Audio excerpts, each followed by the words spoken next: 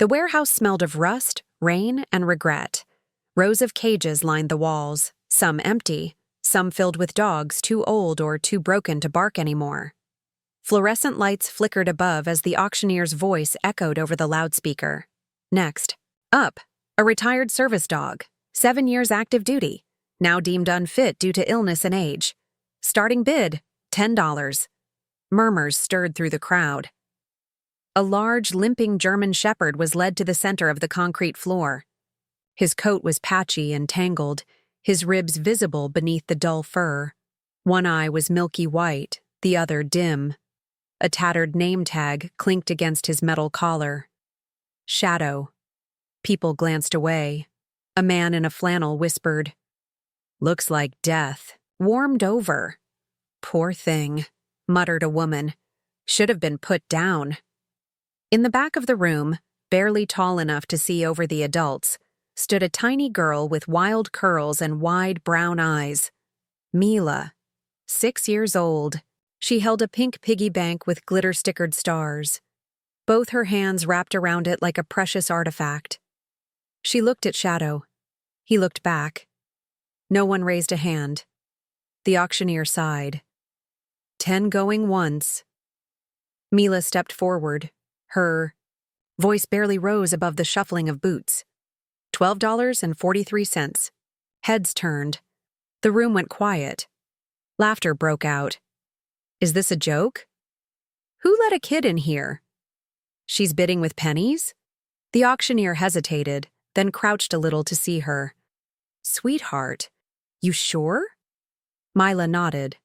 Her voice steady. "He's not broken, he's just tired." The room stilled. The auctioneer blinked, then raised his gavel. "Sold." It struck the block with a satisfying crack. Mila walked slowly to the center of the room. The handler unclipped Shadow's leash and stepped back. The dog hesitated. Then he limped forward, step by painful step, until he reached her, and then something happened. Shadow lowered his massive head and gently rested it on her tiny shoulder, as if he'd found the place he'd been searching for. The warehouse, full of gruff men and bitter souls, fell absolutely silent. Mila's mother was beside herself. "You spent all your money on a dying dog?" Her father, a trauma nurse named Daniel, stood behind her, arms crossed, unsure if he should be angry or impressed.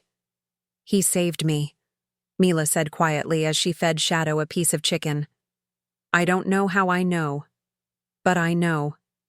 That night, Mila insisted Shadow sleep in her room.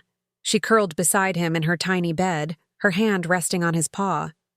Her parents watched through the doorway, exchanging worried glances.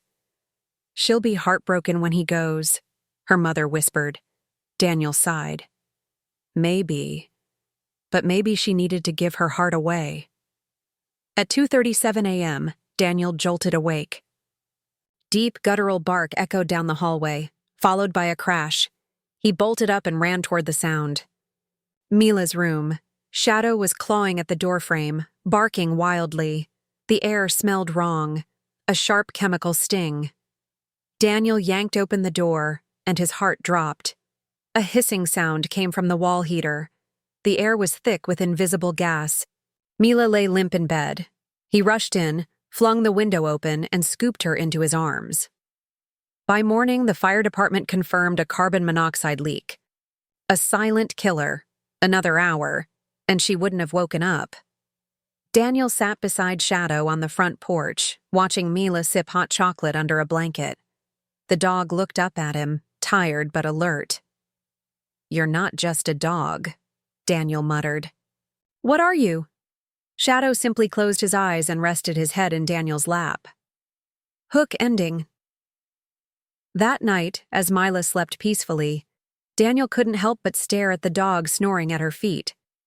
A sick, forgotten animal bought for $12.43 had just saved his daughter's life, and in his gut, Daniel knew this was just the beginning. The spring morning was perfect. Blue skies, light breeze, kids laughing in the park. Mila giggled as she pushed a baby stroller with her friend Ella's toddler brother inside. Shadow walked beside them, calmer now, but still alert, always watching. Then, it happened. Shadow stopped cold. His ears perked. His fur stood on end. Without warning, he lunged, knocking the stroller sideways and snarling at empty air. Before Mila could scream, a loud whir filled the sky. A rogue drone came barreling down, out of control, metal limbs spinning wildly. It smashed into the spot where the stroller had been. Gasps erupted around the park. A crowd gathered. The mother sobbed, holding the toddler close. "He saved my baby," someone whispered. "How did he know?" Mila, wide-eyed and calm, stroked Shadow's back. "He sees things we can't." At home, Mila began drawing more. Not animals. Not her family. She filled page after page with strange, haunting images. Dark rooms with glowing monitors. Dogs in cages, with wires trailing from their heads. People in lab coats with masked faces. Symbols, military patches, barcodes, terminals. Her. Parents chalked it up to imagination, until one drawing caught Daniel's eye. It was a perfect replica of a logo he hadn't seen in years, a triangle within a circle. An eagle, stylized in digital lines. Letters underneath, Sentinel Initiative. He froze. That was a project he'd heard whispers about during a military medical conference, something buried, disbanded, and scrubbed clean. Rumors of experimental, service animals enhanced with advanced sensory networks, brainwave manipulation, early AI fusion, and it was shut down for ethical violations. Daniel stared at Shadow sleeping by the window. "What were you?" His hospital badge got him into restricted veterinary databases. Shadow's microchip pinged a dead registry. No name, no breed, no medical history. But Daniel wasn't done. Hidden under Shadow's metal collar, tarnished and rusted, was a tiny etching, a strange symbol almost worn away. A series of lines and dots around the letter S. He posted a photo in a forgotten medical forum, buried in deep web archives. Only one response came back. "You shouldn't have that dog." That week, Shadow's behavior intensified. He woke Mila seconds before the neighbor's oven exploded from a faulty gas line. He growled at a teenager walking past their gate, who was arrested 2 days later for a string of break-ins. At the grocery store. He nudged a woman having a silent panic attack just before she collapsed, whispering, "How did he know?" Daniel and his wife were no longer skeptical. Shadow was no ordinary dog. But he was changing. His nose bled randomly. He staggered more when walking. At night, he twitched in his sleep, paws flinching as if reliving battles no one saw. And Mila, she started coughing. Not sick exactly, but pale and sluggish. Her drawings got darker. Her eyes seemed older, almost connected. Daniel sat up late one night, flipping through her sketchbook. One page caught him off guard.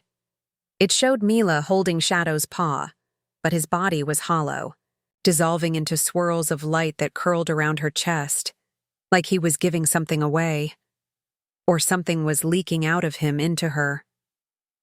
A haunting thought twisted in Daniel's gut. Shadow wasn't just reacting to the world around him, he was transferring something, energy, memory, power, or worse, something experimental, something not meant to survive. The next day, Mila walked into the living room and dropped her piggy bank. It shattered. Inside was a small piece of Shadow's collar. A chip had fallen out, hidden beneath the lining. Daniel picked it up. It looked different, round, almost like a capsule. Engraved on its side was a number, A13. He stared at it for a long time, then at Shadow, watching silently, as if waiting. Twist. Setup ending. That night, as thunder rolled outside, Daniel locked himself in the garage and placed the chip under a microscope, and what he saw made his blood run cold. Inside the capsule wasn't a tracker or medical tag. It was a tiny blinking transmitter, still active. Shadow wasn't just hiding something. He was never supposed to be found. It happened over breakfast. Mila reached for her spoon, then froze, her eyes wide. She gasped once, dropped the spoon, and collapsed onto the floor. Her mother screamed. Shadow leapt up, barking frantically. He pawed at Mila, whining, growling, pushing his nose against her chest. His entire body trembled, as if trying to rattle her soul back into place. Daniel raced in, scooping his daughter into his arms, her body limp and burning hot. At the hospital, tests brought confusion and fear. No infections, no known illness, the doctor said, baffled. But there's something else. A strange substance in Mila's blood. Synthetic protein markers, modified cell traces, not human. Shadow lay curled in the corner of the hospital room, wheezing, bleeding faintly from the nose. His once powerful frame looked hollow. His eyes, dull and distant, still tracked Mila. He knew. He was dying, and he was taking something with him. In a stroke of desperation, a young hospital tech named Jules ran a diagnostic on the strange capsule Daniel found. To everyone's shock, it pinged a live server. Deep, hidden within a decommissioned department. Of Defense Database, a blinking screen appeared. Unlocking, Project Sentinel. Files spilled open like a Pandora's box of horrors and brilliance. Shadow, designation A13, wasn't just a service dog. He was part of an elite defense experiment to develop psychically enhanced canines, trained to anticipate threats through neural linking, biofeedback, and environmental intuition. A prototype guardian. Each dog was designed to biologically bond with a human subject, transferring heightened sensory perception, subconscious threat detection, and emotional intuition. But the bond came at a cost. Only one human per dog. Shadow had once been bonded to a boy, a military general's son, lost in a fire 10 years ago. After the child's death, Shadow was decommissioned, sedated, scheduled for termination. But somehow, he survived, and when Mila touched him that day at the auction, the dormant link reignited. The bonding process is unstable, the file warned. If left incomplete, the subject's neural core may seek to compensate by initiating cellular replication within the host body. Daniel stood there reading in silence.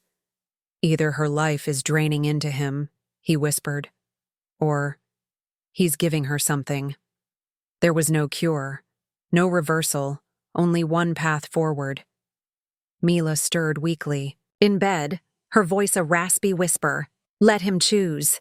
Later that night, when the monitors were beeping quietly and the world outside had fallen asleep, Shadow dragged himself up, his body barely held together. But he crawled, inch by painful inch, across the cold hospital floor, to Mila. He rested, his head in her lap one last time, and for a moment the room shimmered. Mila's pulse steadied, her breath deepened. Color returned to her cheeks. Shadow closed his eyes and never opened them again. 6 months later, Mila raced across the fields outside a rescue center, her hair whipping in the wind. She was stronger. Her lungs had healed. Her mind? Sharper. Quieter. Tuned to something invisible. She felt things now, emotions behind words, danger before it happened. Her drawings now showed light. Dogs with wings, children laughing. Daniel watched her from the hill, smiling through the tears. She worked, now with rescues, especially the ones no one wanted, the ones deemed broken. She knelt beside a nervous little mutt, shivering behind a crate door. Mila reached out. It's okay, she whispered. I feel it too. The pup licked her hand, then barked, excited, sharp, direct. Almost in knowing. Daniel laughed softly. Another special one? Mila smiled and nodded. As the sun dipped behind her, Her silhouette framed by golden light, she whispered the truth she'd always known. He gave me more than his life. He gave me his gift.